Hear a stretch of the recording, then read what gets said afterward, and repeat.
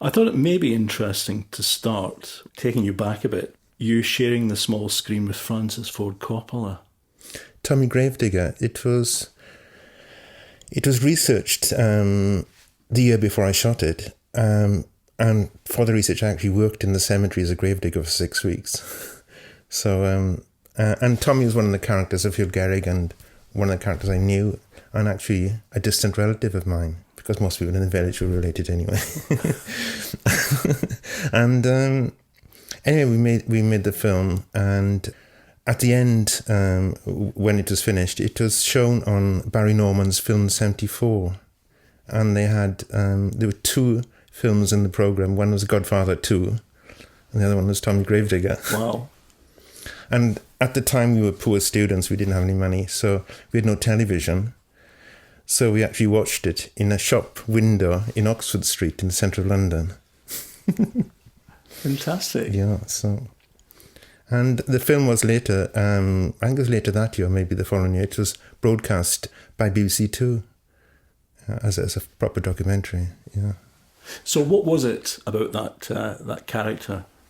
He was an amazing character. There were so many stories about the cemetery, which, we could only capture a few of them, but he could have gone on for forever. One of the things he did, which was really interesting, because he was from Heolgerrig, my village, if someone died in Heolgerrig, he'd bury them all close together in the cemetery. And also almost relative to their position in the village. So it was as if the main street in Heolgerrig was recreated in the cemetery. Wow. And they were buried next to their neighbours, which is incredible. But there's just so many stories from him. And he went to see, when he was 21, I think, he went to Blackpool, and he met a fortune teller who said, when you're older, you'll be on television and you'll be famous. And he thought that was a joke, and he laughed. And he said it actually came true. So he would allocate the plots then in the cemetery? Yeah.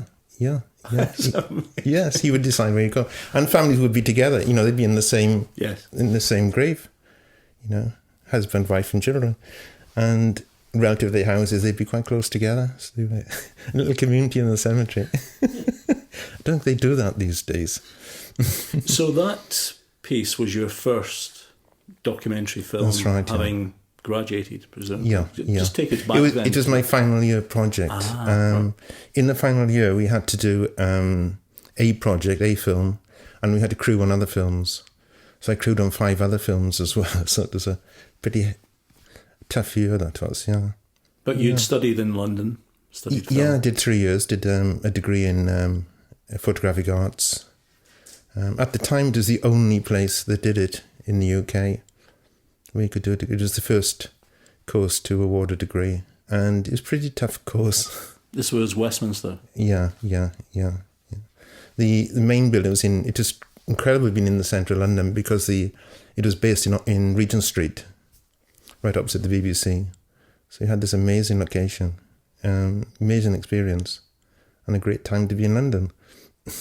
So going to study film, in your mind, by making that decision to start that course, was it about stills photography or was the filmmaking? That's interesting. It was, the course was film and photography. And you did both for 2 years. And then in your 3rd year, you specialised, you decided what you wanted to do. So at the beginning, I wasn't sure. I really wasn't sure. But both very much analogue at that point. Oh, completely, yeah. Handling film, processing That's film. Right, yeah, very physical. But you'd had your start handling cameras back here in the village. Yeah. So, first cameras, what sparked that first love of photography? Well, my father bought me my first camera. I must have been about 9, 10. And I took some still photographs with that. And then I must have been about 11, and he bought me a movie camera. So he loved taking pictures. He loved making movies. He wasn't what you'd call a keen amateur. He didn't do developing or any of that. But he loved to take photographs. And I think that started the filmmaking and the photography. And then obviously went on to process and develop when I must have been about 11. Making films as well at that age. So one of my films won an award I must have been about 13. It was a horror film. Did the graveyard figure in that one? The monster from the bog or something. I was really into horror and sci-fi, and yeah, that's what I thought I wanted to do. And when I was younger, I had a puppet theatre, and I loved puppets, and I used to put on shows and build sets and write plays. So that must have been a fascinating, and being so close to the BBC, it must have been a fascinating time for young filmmakers, because there would have been a ready supply of outlets to, if they were good, for the resulting works to be shown. At that time, what's so different from now is that there were two courses really that did film, our course and the National Film School, and so there weren't that many students coming out every year. 8 from ours, I think. So it was about 16 students in the whole of the UK. So the market then was just, it was huge. There's so many opportunities. That's interesting. That's a low number, isn't it? Yeah. Was that a low intake going in? Yeah. All right. So I think there were 30 initially on the course, and then they split into film and into still photography. So, but still very small numbers, considering that's the whole of the UK. And you stuck with film? Yeah. But still wielding a stills camera? That's right, yeah.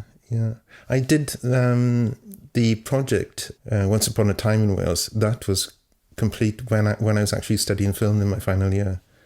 So I did that in my spare time. So that was a busy final year for you then. I was just mad, completely mad. Well, let's talk about Once Upon a Time in Wales, because that's kind of where it started in terms of, I think I'm right in saying, your exposure in Wales back home. Yeah. What was the impetus for that project? What happened was, the photographs were taken in 1972, 73 when I was a student, and I did nothing with, I put them all together, I had a whole set of prints, and I took them to a photographic gallery in Cardiff, and they weren't interested, basically.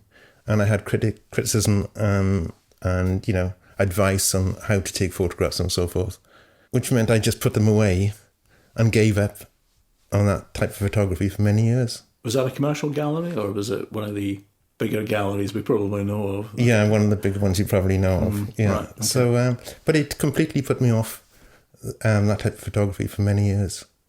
What a shame. Yeah. Because it's very much back now, isn't it? Yeah. So you took that as a project in your final year, knowing that you had a ready, presumably, mix of ingredients in the characters back here in the village. That's right. Heolgerrig was an amazing place in those days. Amazing. It was almost completely Welsh speaking.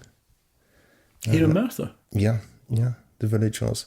My grandparents, Welsh was the main language in the house, but my father's generation, they were the generation that sort of dropped their language and thought it better that they speak English. And so my generation then, we were almost completely English. But I was brought up with those people still alive in the village. Most of the characters in the photographs, those portraits, they're Welsh-speaking characters.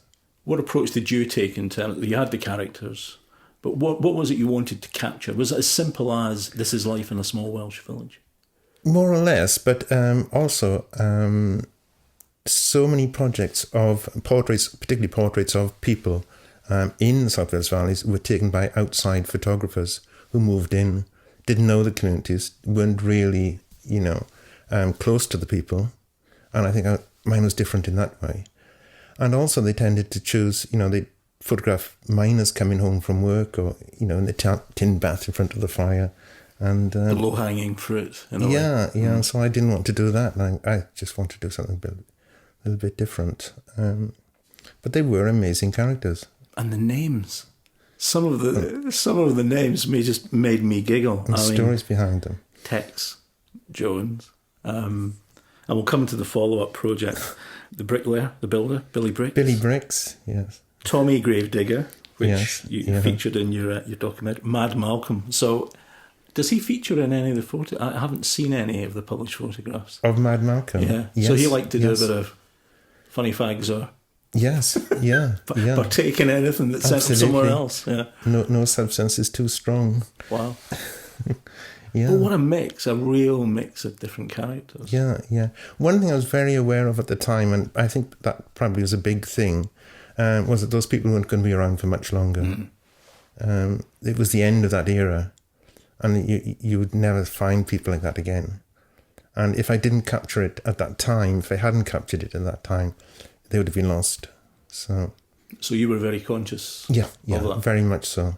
Was that brought home to you by moving to London and seeing the bigger metropolis, if you like, of how things happen elsewhere and what you'd come from?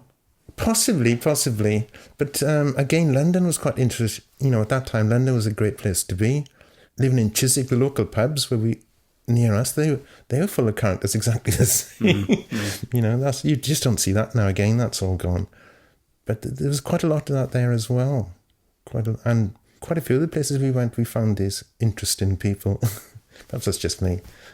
but that's an important point, isn't it? You were a local. So my next question, the obvious one, would be how you were accepted or how willing they were to participate. Did they just let you run riot with the camera? Very much so, yeah, no problem at all. Well, most of the people enjoyed, they were proud that they had their photograph taken, and they were pleased to do it. It's very different today, very, very different situation, sadly. But, and people also, photography wasn't being used for any other means rather than a record or to show people to describe themselves. But today, there are so many uses for photography that people are quite weary of you taking photographs, and it's not the same situation. What are you going to do with that photograph? You know, you taking a picture of me, what do you want that for? One of the saddest things is the fact that you can't photograph children anymore. And in my first series, you know, there were kids playing in old buildings and images like that, which you absolutely no way you wouldn't even contemplate doing these days. That didn't exist in those days, in the 70s. You know, just took a photograph, gave them a print, and that was it. So what was your approach? What was, if we can call it a process, but having had some discipline, I guess, knocked into you at film school as to perhaps an approach you could take, what did you do starting that project? I wanted them to be very, I suppose, very objective. I didn't want them to be subjective portraits, and so I knew the people and I talked to the people and completely relaxed in the company. Again, that is something someone from outside would find that hard to achieve. In a short time, there'd always be that little sort of barrier. Even when it was easier to take photographs in those days, you still have to break down the barrier between you and the subject. And I think that through knowing them and through meeting them time after time and perhaps even growing up with them, there was no barrier. And that helped enormously, I think. So that body of work presumably would have had its first airing back to the lecturers in London. Mm-hmm. And did you exhibit the work then at all? The work, it was published, in fact, in Creative Camera. And that was quite a big thing at the time. And it was run by Peter Turner. And so I had a portfolio in there. He was connected to the Photographers Gallery in Newport Street, as it originally was, this tiny little place. And some of them were exhibited there, some of the photographs. And so that gave me faith in the work, in the body of work. But then coming home to Wales and, you know, having, not good enough, I said, right. Into the box. Into the box they went for many years. 35, I think. Yeah. Something in that order. Yeah. That's crazy. But sticking with it then, you brought it back to life more recently. And fantastic. It was shown both that project and the new one. Yeah. Which was titled This Time in Wales. At Red House Cymru in Merthyr. Yes, that's right. Yeah. Which is a lovely gallery, isn't it? What fabulous. A space to have. Absolutely in the town. Fabulous. Yeah. It was the longest running exhibition they've had there. It ran for 3 months, because they're normally a month. It was their most successful exhibition, and they had more people seeing it than any other exhibition they put on. So that was a plus. Yeah. So you've alluded to it earlier. The original project at that time, and it was of a time, and the images obviously portray that. The approach you could take and the participation of the people and the subjects was very, very different to the modern day. What was your approach then to this time in Wales? I tried to do the same. I tried to make it the same. I tried my best to do that. Some of the people are still alive, and I photographed them. Only a handful, but there are some. And obviously I knew them. But it was a process of, finding new people, new subjects, and perhaps a little bit more selective than I did first time round. Perhaps I was a bit more conscious of what I was photographing, who I was photographing. Did they still have the prints? Yeah. The ones that you had handed out at the time, yeah? Because what I found fascinating, you've obviously revisited some where they weren't still alive, some of the family members. But it's fascinating how that, it must be that local and that sense of community, the young son of Tex still wearing the outfit that his father would have made. There's a pride there, isn't there? In terms very of much so, totally, the parents of the family members that went before. That's right, yeah. And in fact, it was interesting to find connections between the original subjects and people, alive today. And with Tex, I photographed his granddaughter, who's an actress, Tara, and she works on BBC television. So, but still, that was 2 generations down. And as you say, his son, Wayne, he looks like he's become an incredible character himself now. Although he doesn't wear his father's outfit around. Do you know, one thing that struck me, the original project, what was the main, was it miners? The guys in the pubs, the old guys having a drink, it would have been mining. Heolgerrig was almost 100% mining community. Right. Almost every man in the village worked underground. Okay. Yeah. What I found very interesting was revisiting the project in this time in Wales. 2 of the photographs stood out with me. One is kind of iconic with is it Lee the Tank Callahan with the tattoos on his back, and then the other one is the young girl who I think is it Miss Tattoo 2014. Yes. I always associated tattoos with, back then in the 70s, it would have been that manly thing of miners, welders, manual labour. In fact, I think the term tattoo, it goes way back, doesn't it? But it's workmanlike, I think, is one of the terms. Absolutely. I think that's true. Do you think hidden under, it's obviously a very different time, but the tattoos come across in the modern project, but they could have been hidden in the old one. I wonder how many of those guys perhaps had the tattoo of the wife's name. I think there may have been 1 or 2. Yeah. But on the other hand, I think it was probably quite rare.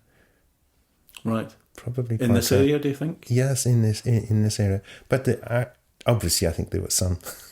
I'm asking because I don't know whether tattooing was a thing in the mining community. Maybe it wasn't particularly. No. Shipbuilding, I know from Glasgow and whatever. Yeah, absolutely. Yeah. But I think in this community, which was a very narrow, close community here, I don't think that was a big thing. So, may have been 1 or 2 closet tattoos, but. But talk about those 2 characters, for example. They feature in the more recent project, this time in Wales. But the Tank and the young girl, the tattoo artist. What was the approach? You say it was the same, but was there a slight reticence in terms of people being a bit suspicious? As you said? No. Everybody I photographed they were really thankful for being exactly the same as first time round. They were great. They're pleased that I'd taken their photographs and proud to have the photograph taken. And it's interesting because it was photographed with the aim of there being an exhibition and possibly more. And so they were aware of that. And they thought that was great. Whereas the first time I just snapped people, as they would say. There was not that aim or that concept of it ever being on a wall anywhere or people going to see it. So, but overall, all the subjects, everybody photographed was really, really very helpful, grateful, pleased, positive, all those things. That's interesting, isn't it? Yeah. Because we've heard from various people we've spoken to about the just outright fear that many young students would have in being sent out to approach people and ask to do portraits or whatever. From what you're describing, people enjoy. Not everyone, obviously, but until you actually ask, you don't.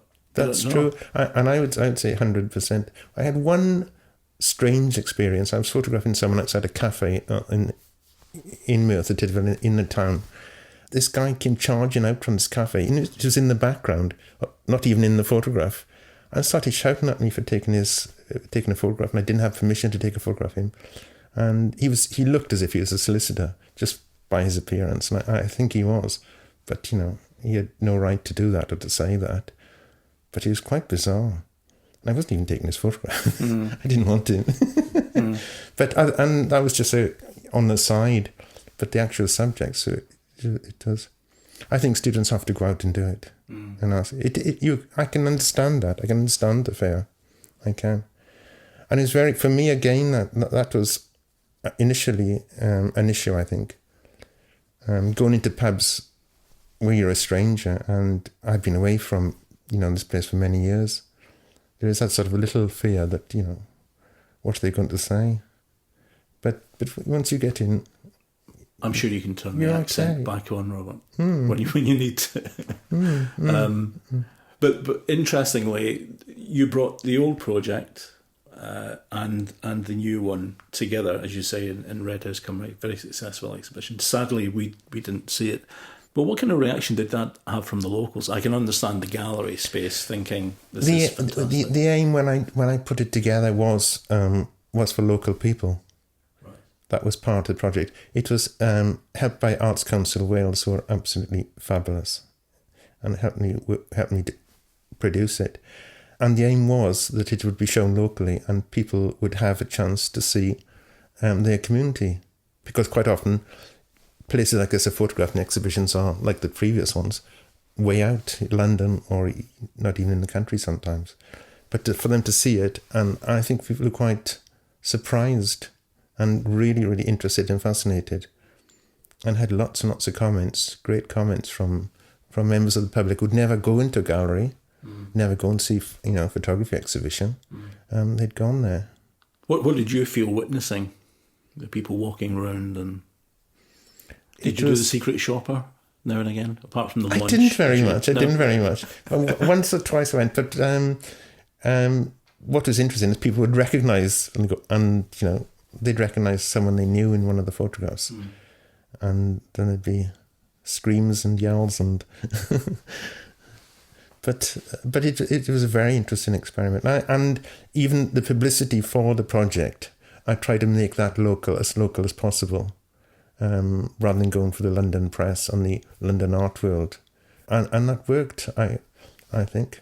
You also took the opportunity with the new project, this time in Wales, to revisit the filmmaking side as well. You wove that in. So talk to me about Vikings. What it was, the people in the initial series, Once Upon a Time in Wales, I just sat down one night and wondered what the hell had happened to these people. So I decided to travel back to Merthyr, and I was living away at the time, and track them down and try and photograph them, record them for a film. And so many of them were still alive. And again, like this series, the ones that weren't, I sort of made a connection, maybe a family member. An interesting one was the little baby drinking the pint of beer in the pub. I tracked him down.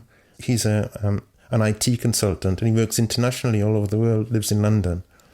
And so I interviewed him, and he talked about the times that he remembered in Merthyr at that when he drank the pint of beer. It's funny but those photographs mean something, don't they? But I've got a similar photograph of my grandfather, who I barely knew, but I'm taught sitting on his lap drinking whiskey, so it was the Scottish equivalent. But it's just something that doesn't seem to get done now. I don't think those types of photographs. No. Strangely enough, I'm sure they do, but you don't see as many of them. When I got in touch with him when I started doing the new series, I said it'd be nice if I could get a photograph of him, and he said when I'm in town, he said I'll bring my son And if you can do a picture of me giving a pint of beer to my son, you can sit on my lap, he said, and we swap places. And he said, that'd be great. But sadly, we never did. We never did. That film probably I'm guessing, means quite a lot to you, because Astronauts, Vikings and Ghosts, for its full title, you garnered some awards from that as well, didn't you? Yeah. It, for me, the best part was that it was broadcast on television, and that meant quite a lot. Although it won the Newport International Film Festival Best Documentary, but being broadcast on Arte in throughout Europe was 3 times. That was amazing. The first time I saw it, it was completely by accident. Again, it was a coincidence. We were on holiday in Venice, and it was on in Venice, and but it was incredible seeing the reviews in the Italian newspapers, and on the way to Venice in France, the French newspapers reviewing it, which is quite. But that was quite a proud moment, I think. And again, the feedback was just incredible. Absolutely. From all over Europe. Really, really amazing. Several people wanted to use it as a subject for their dissertations. And I'd say a handful of people were encouraged to go out and photograph their community. And some even asked for advice. They said, how do I go about doing this? You're trained as a filmmaker. The fashionable thing a few years, 10, 12 years back, was to do more of the digital storytelling approach, which seemed to be the multimedia weaving of stills photography, video and audio as a component. Were you ever tempted just to do the audio and stills approach, or was the filmmaking kind of in your blood? The filmmaking, I think. I've always wanted to make a feature film, and it's still an ambition. So that's what I set out to do when I was 14 or whatever. Could that be sci-fi in the Welsh Valleys? That's gone. Not all of it is still left. That's definitely gone. But the filmmaking is just, the ambition is still there. So yeah. But a couple of you mentioned publishing, but Once Upon a Time in Wales, the book is still advertised on Amazon. You need to sort something out though, Robert, because currently the buy it new price is £317 for a hardback copy. Someone's trying it on somewhere. But it's an important point about publishing. Many photo books do tend to go through that first edition and never appear again, ever. Have you been tempted to republish or definitely run those books again? I'm sure Dewey will at some time. Yeah. It sold out really quickly. Very, very, very quickly. I think it was a third of the period it normally takes to sell a book for him. So, we'll definitely look at that. But you did get your work out elsewhere. You moved into the fine art market, and there's a genre of photography that you also sell and are represented in France, I believe, through a gallery. That's right, yeah. But what's the interest there, and what's that genre? I don't know where that all started. Well, the catalyst that's behind most of my photography was Rhubarb in Birmingham, which was set up by Rhonda Wilson, who sadly died a few years ago. And that kick-started everything.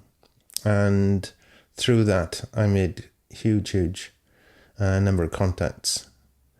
I met Dewey Lewis, and the book came out of that. And Dominique Charlet, the Paris agent, that came out of that as well. So it all goes back there. And that's when I started taking photographs again and became interested again. But on the art side, it's landscape. Yes, very different. Yeah. Do you enjoy? What is it you enjoy about that side? I don't know. It's very calm and no people involved, no hassle. Although there's no great hassle with other people, but it's you and nobody else. I like that. And I've done there's a whole series which I've done in Paris, a few series in Paris as well. So, I've had quite a few exhibitions for those in Paris. So that was fabulous. The first exhibition in Paris. And there've been quite a few there. stills photography is one of those very interesting areas where you have the commercial work in many genres, editorial, fashion, people selling work that way. But of course, the art market or fine art photography has been very successful in recent years. And again, has a plethora of different genres and styles been represented. I'm assuming you're being picky in terms of how you want to be represented, how you want to be shown, and where the work is shown and at what price. So, do you want to just reflect on the merry dance that's perhaps played by photographers and galleries? I think any of the top galleries would do. No, it's a tough one. I have contact with about 3 or 4 quite big galleries, major galleries in Europe. But it's very tough to establish a situation where they like your work, they take your work, and they'll sell your work. You have to gain that. But once you do, it's great. Is it hard work? Is there big expectations on their part from you? I think once you're established, once you've made that connection with a gallery, or with an agent or both, that's a big step. If you take that step and you're over that, that's the big hurdle. Yeah, and it's not too bad. You're all right then. But it's very, very difficult to get to that point. And meeting people, showing your work to galleries is very, very tough. Rhubarb in Birmingham, they used to do that. And I don't think there is anywhere in the UK that does it now. And they would have all the top agents and gallery owners from Europe, or from over the world, all around the world. And they'd be there once a year for a week. And you could meet these people and show them your work. And now you have to go to Arles. They do it in Arles in the south of France. We recently had Ffoton London. Have you been to that? Yes, but that isn't a place where you so much where you show your work quite so much as compared to what they did in Birmingham, what they did with Rhubarb. That was entirely photographers meeting agents and selling. They're a bit more broader now. Much more of the sales side of the agreement, but that's what you have to do. And it's a tough one, and because there are so many people competing. There are just so many people competing now. If you have a series of, say, limited edition prints of, say, one photograph of a particular style or a theme or a project, presumably the gallery is very happy, or the agent's very happy that that's sold, that's in demand. I guess they'll pressure you for more of the same. Is it easy to get into a rut and just trying to meet demand rather than broadening your... No, I don't think you do. I think it's well, from my experience, it's worked very, very well, and it's been up to me to produce the work, and whatever I want. I had the freedom to do that. No limitations, no constraints, no. So very much you in control. You supply them with what you want to be shown. Yeah. It seems to work that way. It certainly does for me. And I had 2 good sales last week. That's a good week. Yeah, yeah, it is. Does that landscape work come from any one place, or does that tend to be you in your travels? Are we going to see a Wales-specific project? No, yeah, I think a lot of the coast and the Gower, I think. Right. I think that's perhaps the major influence there. Do you find that rewarding, not in a monetary sense, but do you enjoy that? What, because it's more contemplative, or? Yes, I suppose, yeah. It's more you with nature rather than you with people. It's very, very different. They complement each other, so I think it's good to do both. And I absolutely love France. So quite a few photographs of the French coast and of Paris. So in terms of showing, you mentioned France and showing work there, but how important is it for towns like Merthyr to have a venue like Venue Cymru? Because I think we've reflected previously that there is a real dearth of photography galleries more generally across Wales. Absolutely. When the first exhibition, Once Upon a Time in Wales, when that was first shown, there were very few galleries in the UK that were specifically photographic. A handful of places.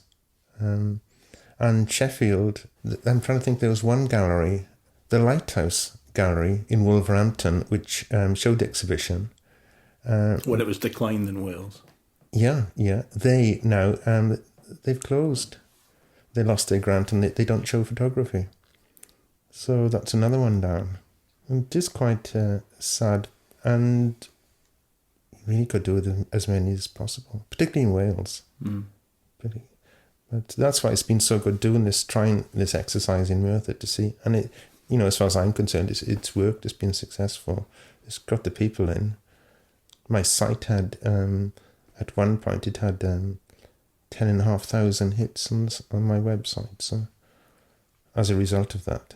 Yeah, and I also want to take it a little further if possible. I'd like to have another book of the new series at some point, because I have about 80, 90 images now, although there weren't so many in the exhibition. So there's quite a sort of, quite a collection there. And also, hopefully next year, there should be some exhibitions in France of the two exhibitions, possibly one in Paris and possibly in Arles as well. So nice. Yeah, so... What do you engage with the? Do you stay involved with the photography community more generally in Wales? Do you? No, I don't. Very isolated. That could be a good thing. It's just untainted, me. Robert. It's me. In Birmingham, I was very involved with the Rhubarb organisation, and I met some photographers there, and we sort of stayed in touch.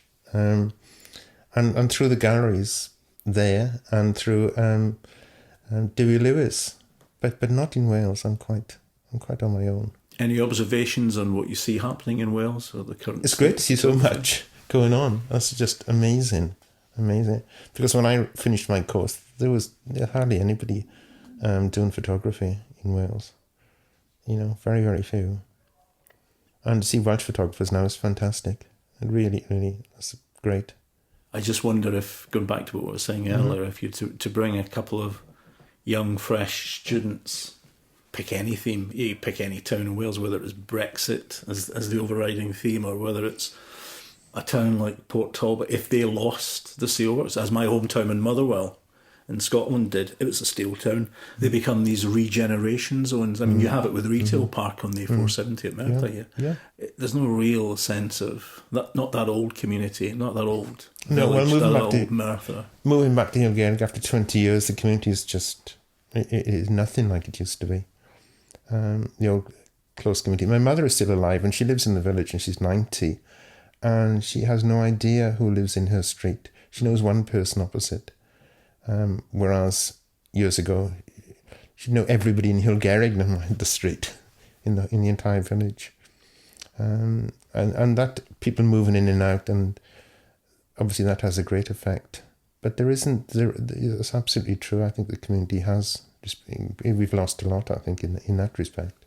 Which is why that work that you've created, I think, is so important, isn't it? And hopefully other people have got boxes under beds elsewhere in Wales where they've been recording, local communities in that same way, because it is a social history, isn't it? Of course it is. If people haven't been, if it's not a newsworthy item and the TV cameras or film cameras back then were involved, it is about stills photographers, wasn't it? Did the Aberfan thing, given it is in the valleys, have any influence on you in terms of your approach to local community stills photography? The Aberfan... The disaster. Yeah. At the time of the disaster, I was in school. I can remember what we were doing in school, in the schoolyard, and everything stopped and people gathered in the schoolyard. And my father, he spent 3 days actually in Aberfan, helping them, and they had a couple of very large machines, mechanical diggers, and he drove those. They had difficulty finding people to drive these big machines to move and he did that, and he stayed there for 3 days. And he supplied some machines to help as well. So, But then, years later, my first wife, I ran a news agency in Merthyr Tydfil for about nearly 20 years. So we were obviously very, very involved in the anniversaries and producing stories over the years. So we got to know many of the characters there. Many of the people involved certainly did. It's very, very, very sad. I can remember doing lots of work on the 25th anniversary.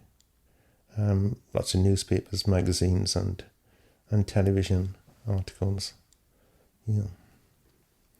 What was your view on the images in terms of content being included in those? I don't know. there was few sources though, wasn't there? I mean, David Hearn, who we've spoken to, and Ian Berry were on the ground. There was an American came over who is, I believe, is having an exhibition. CC Rappaport. What I thought was really impressive was the artwork that's in Cardiff Museum at the moment. Yes, that's absolutely stunning. That was just amazing. But for the 25th anniversary, I photographed lots of the people who were involved, and the little girl who's carried out by the policeman. I photographed her, and so we got to know all those characters over. It was an ongoing story for many years. It's a very sensitive area, though, isn't it? Totally, not to be seen too opportunistic. Oh, totally. Yeah, because it's got to have been covered again and again and again, and those people must just be sick of it. Yeah. I think, again, because living nearby and being part of the community, just like the earlier photographs, we knew the people there and got a relationship with them. But outside people, they obviously that was not liked, not appreciated. So, but it is all right for us. We were okay. That worked. Now, talking of kind of sensitive topics, you're also interesting. I found it fascinating. The other project you were trying to get some backing for was the Vietnam. Same, but different. Taking Tom Jones to Vietnam. You've got to tell me that story. Yeah, it was about one of the characters who was evacuated from Vietnam, and he was brought to South Wales and brought up in the South Wales valleys by a local vicar. And now he's a lot older. He finds it difficult to find his identity. He doesn't feel as if he belongs anywhere, and that's the phrase, which is a Vietnam phrase. Saying you're the same as the Vietnamese people, but different. So when he goes back there, they say, "Oh, you're Vietnamese, but you're not one of us." And he felt also in Wales that he wasn't quite. He had almost the reverse happening here, and so I was interested in making a film about him.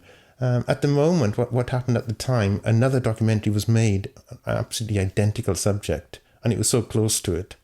It just blew it. So it's still there, and it's still of orphans coming from Vietnam. That's right.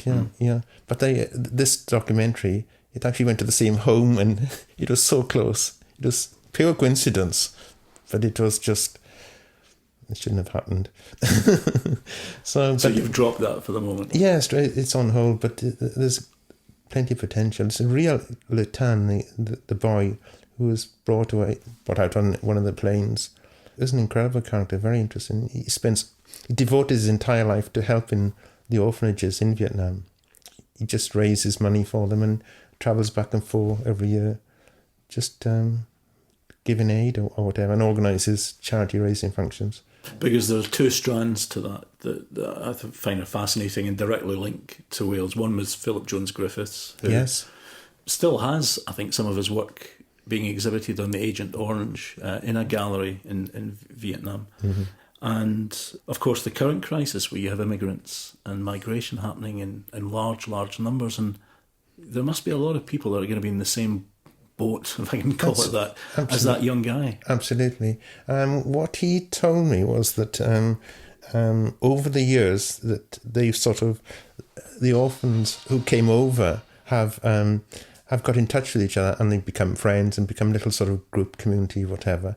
And he said they're all very similar, and they have a common feeling about being in this country, about slight alienation, being alienated here, and also when they go home not being quite belong in there. But quite a few of them have moved back to Vietnam, which is quite interesting. And I don't know, I'm not sure what his intention is, but we shall see. But again, that's something, I would love to work on that in the future. What I wanted to ask you about that was, were you taking the opportunity to do a stills photography project in tandem with that film? Was that access to him? Yes. Because you shot a promo, didn't you, for the project? That's right. You were over there. Yes, and no, I didn't actually go. I shot it here. Well done. Obviously worked. I was filmed. And what he did, he actually he took a record of Tom Jones singing, and he played it in the orphanage, and they thought this was absolutely fantastic. So just taking Tom Jones to Vietnam. But it's a very rich, very deep, and very moving subject, and the poor kids who have been affected by the Agent Orange is absolutely horrendous. Absolutely horrendous. Some of the children there, they call them box children, and what it means is that when they go into this home, it means that the parents have kept them in a box, out of the way, and that's how they've been brought up. Did you see the exhibition in Aberystwyth when the Philip Jones Griffiths peaked last year? Yeah, it's It's quite harrowing, really. Some of that, because they cordoned off that. They had a private space for some of the agent, or the more harrowing work, if you like. The gritty work from some of it from the book. I think today you have to be careful. There's a fine line between using images of these hideously deformed children, maybe for your own end, your own aims or whatever, and yet giving publicity, on the other hand, giving publicity to these people and these places which are desperate, Interestingly, a lot of Americans have moved there. A lot of Americans who vets who actually fought in Vietnam, they've gone to live there. Very, very strange. And help out in the orphanages and in the hospitals. Really? Yeah. Many years ago, to get your work out there or be seen by, I guess, some of the festivals, if it was more of an art type film, or documentaries in terms of the broadcasters, would have been the old U-matic tapes or VHSs hitting the desk. But it was film when I started. Film, sorry, yeah. I had to lug around a reel. Yeah, a reel of 16mm film. Yeah. But my goodness, how that's changed with platforms like Vimeo and YouTube. Absolutely dramatic. What's amazing is the technology now is just so fantastic, and yet it doesn't seem, the quality of product doesn't seem to have gone up or increased in a similar respect. It's sad, really. It's really sad. But it's so easy to make programs now. It really is, compared to, we had to do everything on 16mm film when we were in college. Yeah, every project was shot on 16mm film, just so expensive. Mm-hmm. Yeah. And similarly, digital photography is the cost element of buying film and paper and chemicals. That's all gone. But presumably it's for you. Are you still shooting film, or are you shooting digital? I don't. All digital. For your video work as well, presumably. And TV work. Yeah. So you must find that far easier, far more cost effective to be producing short promos, tasters, teasers, and letting people see the idea rather than an A4 sheet of paper. It's dramatically easier. I think when I made my film, we couldn't, in no way could we put a promo together or do anything in that. It was the finished item. The cost was just of doing anything like that was, people saw the actual thing, the real finished film. That's how it was. So, but the opportunities now it's just amazing. Absolutely. And it's interesting to watch so many, it's not a particularly new thing, but again, I think it's because of these online platforms that many stills photographers now almost feel compelled to be creating short videos to show their stills work. But the Astronauts and Vikings project was very different because you were weaving the archive material into the present day and the changed town of Merthyr. Mm-hmm. But some of them, I guess, can pick up a few more interested clients through creating these stills films. Absolutely. With a bit of ambient music or just sound effect. Yeah. It's what people watch and hits you get on YouTube or Vimeo can be quite large. That's a real big way to get your work out. Definitely worth doing. You took a very interesting route into your formal photography, filmmaking education by studying film in Westminster. But just reflecting back and looking at it now, what's your feeling in terms of how photography and young talent coming through are being taught? I think I was very lucky when I studied photography. There were so few courses doing it. The tutors tended to be the best in their field. And people from the industry were brought in. And we worked with people from the industry. And that was a great benefit, which you don't get these days. Because there are so many courses, I don't think you can get that. That can't happen. It's just not possible. And I think that was a big plus for my generation studying photography. And again, style wasn't as strong then as it is now. I think fashion has taken a much stronger influence on work. And students tend to produce, I don't know if it's their fault or the college's fault or whatever, but a lot of work is very similar. And you can't tell if you see someone's work, you wouldn't say, oh, that's so-and-so's work. It could be anybody's. And it doesn't have that, it has to be different. That's why I tried it was an experiment with this series I just finished now, shooting in black and white, shooting in the style of the 70s, and a very subjective approach, and it's paid off and it's worked out and it stands out and people will pick it out, and hopefully it has my name on it. I don't know, but I do think that's something that needs to be addressed. People need to be more open-minded, and needs to be a different approach. If everything is the same, it's a tougher battle for them at the end of the day. And they're copying styles which already exist, so the masters of those styles are out there somewhere. And so trying to compete with those is worthless exercise. So it's really important to do that, I think. Surely the basis is still producing a good photograph, whatever that is, or whether it's a story or whether it's technically competent, and not being bombarded by filters or any types of post-production to try and make it better or acceptable in some way. And I think particularly portraiture is really quite, I think it's gone through a really bad period of sameness, and for portraits that could be taken by anybody. That may be obviously the aim, very often that is the aim of the photographer, but yet on the other hand it takes away the skill, craft and personality of the photographer in that process, and it's easily copied, and I don't know, just so many people doing it. But I just think more styles people should experiment more with photography's got a really rich history. Just look at what other photographers have done in the past and experiment. What's next for you then? What floats your boat in terms of?